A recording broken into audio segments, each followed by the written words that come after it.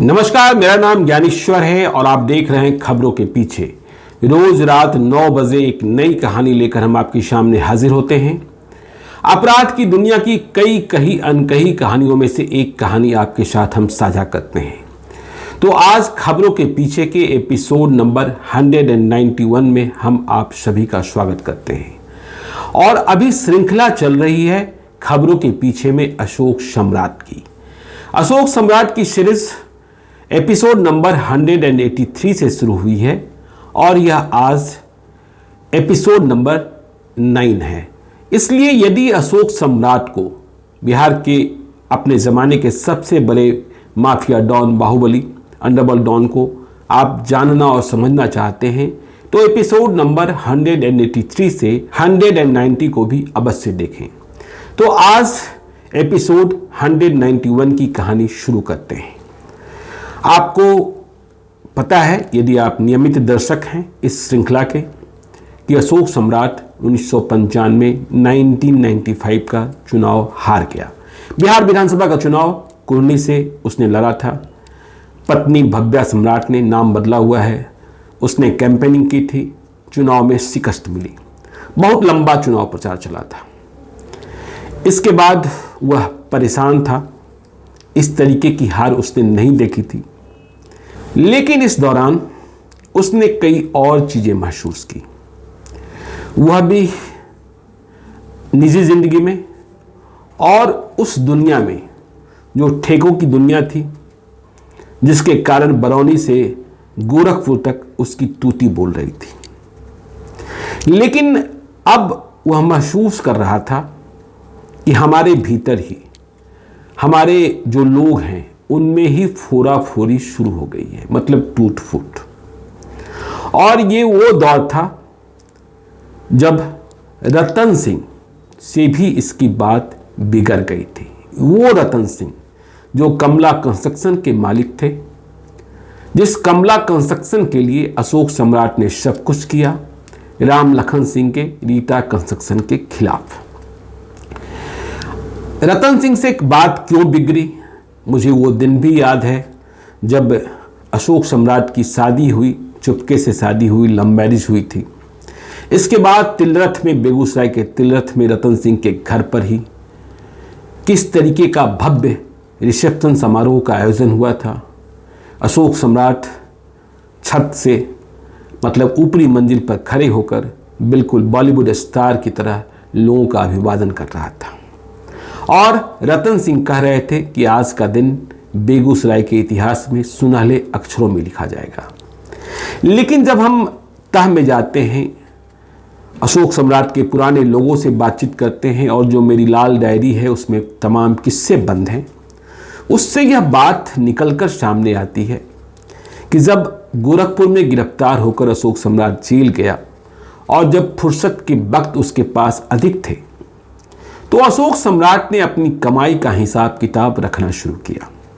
शादी के बाद तो और भी ज़्यादा बढ़ गया था। एक बात और ध्यान दीजिएगा, याद रखिएगा कि जब शादी इसने कर ली, फिर चुनाव लड़ने जा रहा था, पुलिस तलाश करती थी, तो अशोक सम्राट ने अब तक जितनी संपत्ति खरीदी थी उनमें से अधिकांश संपत्ति अशोक सम्राट ने अपने ससुराल वालों के नाम कर दी थी। इसकी एक वजह यह भी थी कि इस शादी को अशोक सम्राट के अपने परिवार वाले स्वीकारने को तैयार नहीं थे।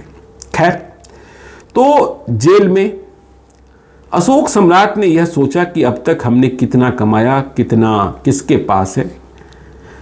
मैंने आपको वह बात भी बताई है पिछले एपिसोड में कि कैसे बोरे में रुपया आता था। वो जमाना भी था कि जो बड़े बाहुबली थे, दिलीप सिंह भी बोरे में रुपया रखते थे, अनंत सिंह भी बोरे में रुपया रखते थे, तो अशोक सम्राट के पास भी बोरे में रुपया आता था।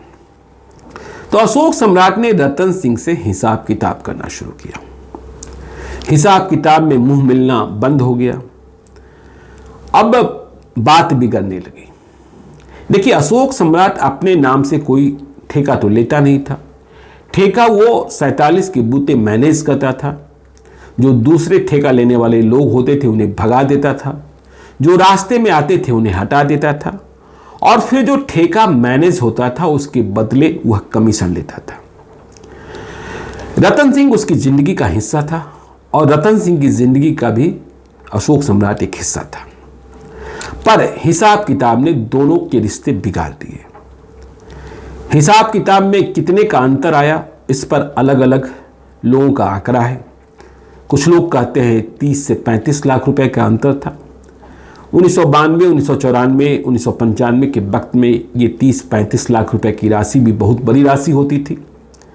कई लोग कहते हैं, अशोक सम्राट के लोग कहते हैं कि कुल जो अंतर था वो 93 लाख रुपीस का था। पर रुपयों के अंतर के साथ ही यह विवाद बढ़ता चला गया। अशोक सम्राट का भी लोगों ने कान भरना शुरू किया। रतन सिंह को भी समझाना लोगों ने शुरू किया। यह बात चलने लगी, निकलने लगी। लोग पुरानी बातें याद कराने लगे कि जब दिलीप सिंह और अशोक सम्राट के बीच रिश्ते की बात सुधारने की बात हो रही थी, सरदार कृष्णा सिंह के यहाँ पंचायत चल रही थी, तो किस तरीके से रतन सिंह ने हर्डल उत्पन्न किया था। तो ये सारी बातें होने लगी और दोनों ओर कान भरे जाने का काम आसपास के लोगों ने ही शुरू किया। अशोक सम्राट को यह बात मालूम होने लगी कि रतन सिंह कहते हैं कि मैं नहीं होता तो अशोक सम्राट कैसे पैदा होता, और मैं जिसे चाहूँ, ताकत तो मेरी है, रुपया मेरा है, जिसे चाहूँ अशोक सम्राट बना दूँ, सम्राट बनाना तो मेरा काम है। चुनाव हारने के बाद अशोक सम्राट को भी लगने लगा कि नहीं, अब हमें अपने को ठीक करना होगा। वैसे भी जो पत्नी थी भव्या, वह बार बार कह रही थी खून खराबा बंद कीजिए, हत्या बंद कीजिए, अपना काम कीजिए। तो ये सारी स्थितियां परिस्थितियां थी। तो अशोक सम्राट ने भी अपने को सहेजना, समेटना, दुश्मन और दोस्त की पहचान करना शुरू कर दिया था। आगे कोई बात बताएं, इसके पहले एक जरूरी बात आपको और बतानी है कि अशोक सम्राट ने जब दोस्त और दुश्मन की पहचान शुरू की और यह पता करना शुरू किया कि कौन कौन लोग अब हमसे फूटकर इधर उधर हो सकते हैं, तो इस बीच उसने उस महंत राम लगन दास को भी साफ करा दिया, जो मिनी नरेश की हत्या में शामिल था।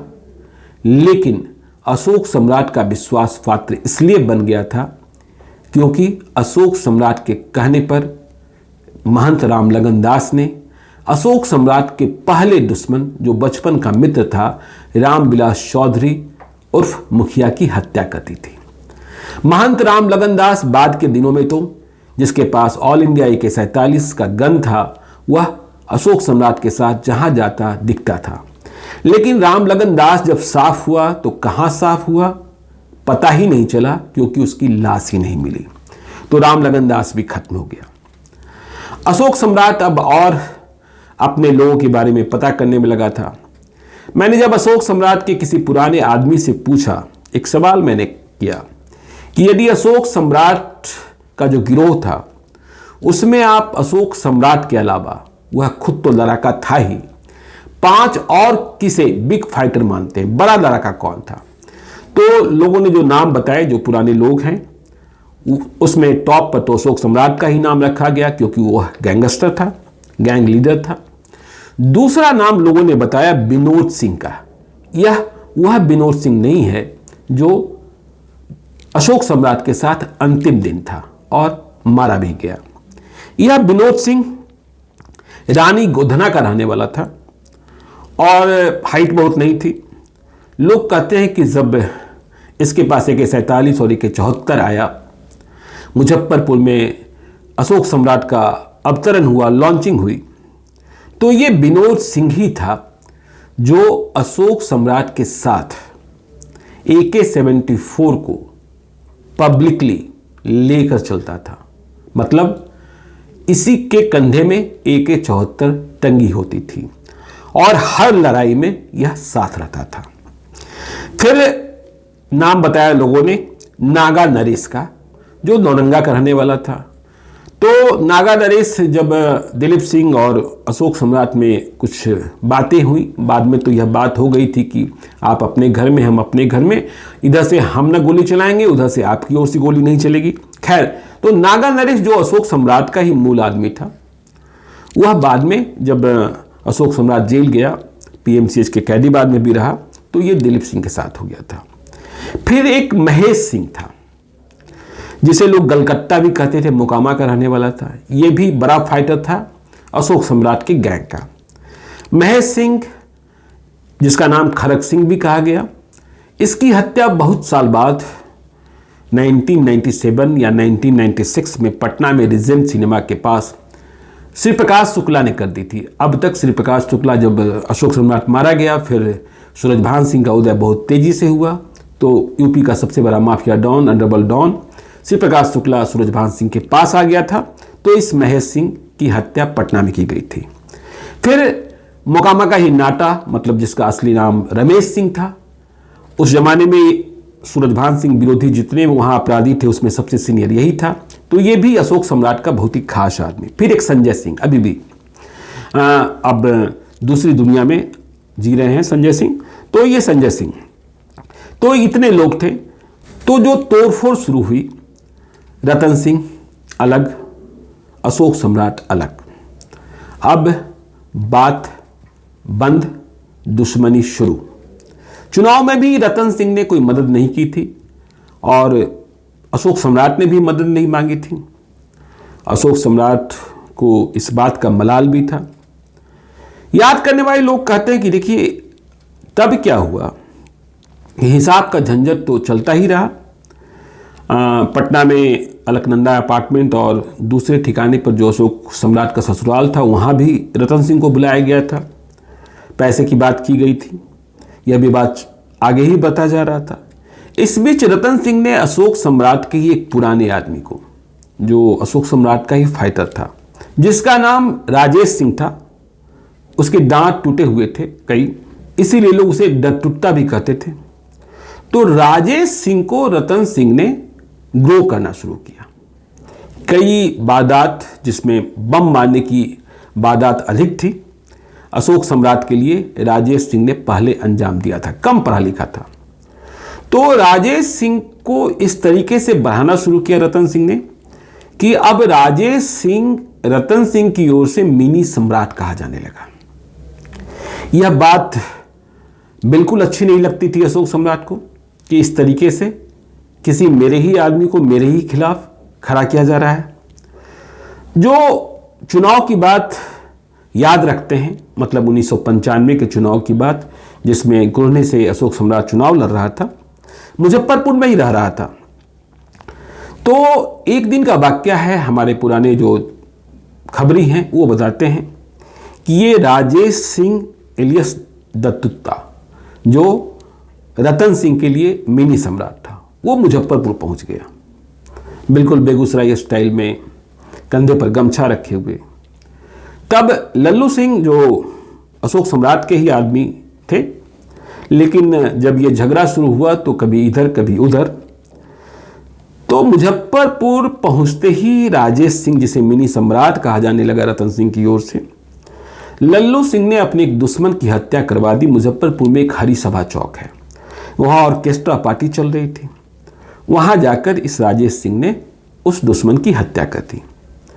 अब अगले दिन संयोग क्या बैठा कि ये राजेश सिंह उर्फ डटुट्टा, जो अब अपने को सम्राट मानने लगा था, कोई जानकारी नहीं थी, कोई सटीक जानकारी नहीं थी, वहां पहुंच गया, अकेले ही पहुंचा जहां अशोक सम्राट ठहरा हुआ था। घर के भीतर अशोक सम्राट और ड्राइंग रूम में ये राजेश सिंह। जिनके यहां गया था वो तो परेशान हो गए, ये क्या, दोनों दुश्मन एक साथ एक ही घर में। अब अशोक सम्राट भीतर इसकी आवाज सुन ले तब गड़बड़, यह जान ले कि भीतर अशोक सम्राट है तब गड़बड़। और ये राजेश सिंह का मन इतना बढ़ गया था कि वह अब अशोकवा कहने लगा था। अशोक सम्राट के पास जो घर के भीतर था, AK-47 AK-74 भी नहीं था, कोई एक छोटा सा पिस्टल था। तो जिनके घर पहुंचा था ये दोनों पक्ष को जानते थे, पुराने शुभचिंतक थे। उन्होंने किसी तरीके से समझाया और उन्हें यह जानकर और भी हैरत हुई कि कल रात इसने एक हत्या की है मुजफ्फरपुर के हरी सभा चौक पर। फिर किसी तरीके से उन्होंने जल्दी जल्दी इस राजेश सिंह को वहाँ से कच्चे पक्के रास्ते से विदा किया ताकि कोई विवाद उनके घर न बढ़ जाए। तो रतन सिंह के साथ लड़ाई चलती रही। रतन सिंह के साथ लड़ाई खूनी नहीं हुई थी, लेकिन हाँ, अब क्या हुआ कि जब रतन सिंह से डिफरेंसेस बढ़ा तो अशोक सम्राट ने, अब जो ठीके थे, अशोक सम्राट खुद तो लेता नहीं था, उसे दूसरे के नाम से लेना होता था। अशोक सम्राट का एक और आदमी राधेश्याम तिवारी, वो और फूट गया। राधेश्याम तिवारी मुंशी की तरह होता था, बाद में वह अखिलेश राय का ही आदमी बन गया था। तो ये जो विधानसभा का चुनाव लड़ा जा रहा था, तो मुजफ्फरपुर के खबरा में एक त्रिपुरारी सिंह चौहान होते थे। वे भी पुराने ठेकेदार थे और इनके ही घर में शायद दफ्तर बना था अशोक सम्राट के चुनाव का। तो अब त्रिपुरारी सिंह चौहान के नाम भी ठेके लिए जाने लगे। कहा यह जाने लगा कि इस त्रिपुरारी सिंह के लिए अशोक सम्राट अब कहीं भी चला जाता है। छोटे मोटे ठेके में वो पहले नहीं जाता था, लेकिन अब जाने लगा क्योंकि रतन सिंह से दुश्मनी हो गई थी। फिर ये त्रिपुरारी सिंह चौहान पुलिस की नज़र में भी आया चुनाव के दौरान ही कि अशोक सम्राट का करीबी है। और 27 अप्रैल को सोनपुर से, 27 अप्रैल 1995 को सोनपुर से एक ठेकेदार शैलेंद्र यादव का अपहरण हुआ था। उसमें भी इसकी तलाश चल रही थी, जिसके लिए इसके घर पर रेड हुई थी और यहां से अमेरिकन कार्बाइन भी बरामद किया गया था, जो भी कहा गया कि अशोक सम्राट का ही है। तो त्रिपुरारी सिंह चौहान की हर बात अशोक सम्राट मानने लगा था और त्रिपुरारी सिंह चौहान के जो दुश्मन थे वे अशोक सम्राट को पकड़ने के लिए भी त्रिपुरारी सिंह चौहान के पीछे लग गए। तो ये लड़ाई अब थमने वाली नहीं दिखती थी। चुनाव हारने के बाद रतन सिंह का बढ़ता हौसला, लोग यह भी कहते हैं कि इसी दौरान बेगूसराय में अशोक सम्राट ने एक वैसे ठिकाने पर अपने एक विश्वास पात्र को फोन किया था। नंबर भी मेरी डायरी में लिखा है, लेकिन बताना उचित नहीं होगा। बिल्कुल परिवार के करीब के लोग हैं कि तैयारी रखो, अब रतन सिंह को रतन सिंह के घर पर ही चढ़कर मारेंगे। जितने सारे हथियार हैं उसे साफ सुथरा कर दो। और तारीख भी तय कर दी गई थी 9 मई 1995। लेकिन इसके पहले वारदात कुछ और होनी थी, अशोक सम्राट को खुद जाना था। तो यह लड़ाई अब और आगे जाती, इतनी बात तय थी। तो अशोक सम्राट के अब तमाम दुश्मन देखिए, उधर राम लखन सिंह से दुश्मनी, सूरजभान सिंह से दुश्मनी, अब रतन सिंह से भी बैर, चुनावी बैर, सरकार भी खिलाफ, तमाम चीजें शुरू हो गई थी अशोक सम्राट के खिलाफ। अशोक सम्राट जब चुनाव हार गया, मतों की गिनती हुई, मतगणना हुआ, तो इसके बाद 2-3 दिनों तक तो मुजफ्फरपुर में था। लेकिन हमारे जानने वाले बताते हैं कि 2 मई 1995 को उसने मुजफ्फरपुर शहर छोड़ दिया। चुनाव हारने के बाद वो पटना आ गया था। फिर अपना सारा सामान समेटने 1 मई 1995 की रात वह मुजफ्फरपुर पहुंचा था। रात को वह मुजफ्फरपुर रहा। 2 मई 1995 की सुबह उसने अपना सारा सामान समेटा।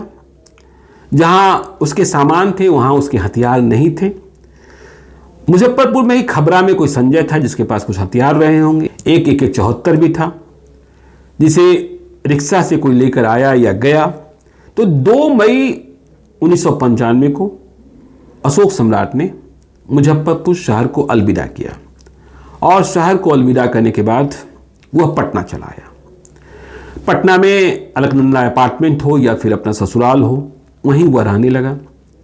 और दिमाग में सिर्फ बात यह घूमती रही कि चुनाव तो हार ही गए हैं, रतन सिंह भी दुश्मन हो गया है, रेलवे के ठेकों पर भी अब लड़ाई शुरू हो गई है। इस बीच देखिए और भी कई सारे डेवलपमेंट थे कि अशोक सम्राट के जो रिश्ते थे, या यूँ कहें कि अंडरवर्ल्ड में जो गठजोड़ था, वह गठजोड़ राज्यव्यापी हो गया था। अनिल शर्मा से अच्छे संबंध हो गए थे, रामा सिंह से अच्छे संबंध हो गए थे। अनिल शर्मा के भाई ने भी चुनाव लड़ा था बेगूसराय की किसी विधानसभा क्षेत्र से। तो अशोक सम्राट अब नए समीकरण गढ़कर, नए समीकरण के तहत रेलवे के ठेकों पर जो एकाधिकार था उसे स्थापित रखने के लिए संघर्ष करना चाहता था। लेकिन जरूरत इस बात की थी कि रतन सिंह को रोकना भी है, क्योंकि रतन सिंह के साथ इतना लंबा अरसा था कि कि रतन सिंह अशोक सम्राट की हर कमजोरी को जानता था। ये जो हमने आपको राजेश सिंह की बात बताई, जिसे मिनी सम्राट के रूप में ग्रो किया जा रहा था, वह भी बाद में बेगूसराय में ही मारा गया था। इसे अशोक सम्राट के लोगों ने नहीं मारा, अशोक सम्राट के दुश्मन बने लोगों ने ही मारा था।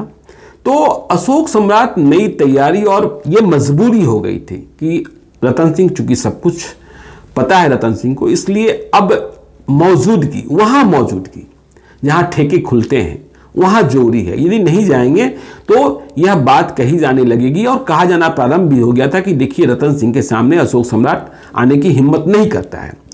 तो यह चैलेंज स्वीकारना भी अशोक सम्राट के लिए महंगा पड़ने वाला था, महंगा पड़ा भी। और 2 मई को मैंने बताया, 2 मई 1995 को, फिर 3 दिन पटना में ही कटे और अब तारीख आ गई 5 मई 1995, जो अशोक सम्राट की जिंदगी की आखिरी तारीख थी। अब इस 5 मई 1995 की सुबह कैसे हुई, वह कहां से निकला, फिर कहां गया, क्या क्या सब हुआ, 5 मई 1995 की शाम को बिहार के डीजीपी ने क्या कहा, वैशाली के एसपी ने क्या कहा, यह सभी कहानी जो है बहुत ही दिलचस्प है और इसमें बहुत सारे इफ एंड बट्स हैं। तो इन कहानियों के बारे में आपको हम विस्तार में बताएंगे, लेकिन आज नहीं, आपको इंतजार करना होगा कल रात 9 बजे खबरों के पीछे के एपिसोड नंबर 192 का। तो आज इतना ही। चलते चलते यदि अब तक आपने हमारे YouTube चैनल खबरों के पीछे को सब्सक्राइब नहीं किया है तो जरूर कर लीजिएगा, और यदि इस वीडियो को आप फेसबुक पेज के माध्यम से देख रहे हैं तो पेज को लाइक कीजिएगा। एक और अनुरोध कि यदि आप मुझे कोई कहानी बताना चाहते हैं, मुझसे कोई कहानी सुनना चाहते हैं, या कोई भूल सुधार चाहते हैं, या सीधे तौर पर संपर्क ही करना चाहते हैं, तो आप हमें gyaneshwarlive@gmail.com पर मेल कर सकते हैं। संक्षिप्त में जानकारी लिखें, अपना नंबर भी लिख कर भेजिए। जरूरत होने पर हम आपसे अवश्य संपर्क करेंगे। तो दीजिए इजाजत, बहुत बहुत धन्यवाद।